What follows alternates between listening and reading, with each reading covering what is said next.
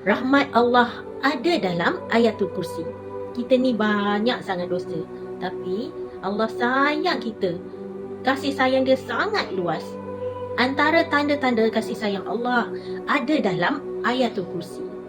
Rasulullah SAW bersabda, sesiapa yang membaca ayatul kursi setiap kali solat fardu, Allah akan menjaganya dan tidak ada yang halangnya daripada masuk syurga kecuali kematian.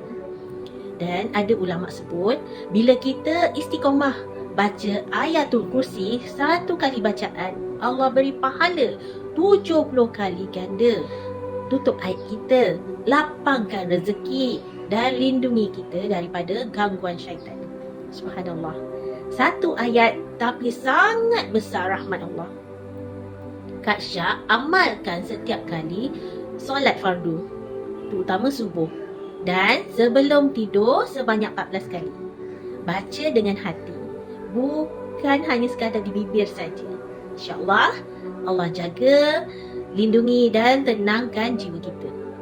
Jom kita doa sama-sama.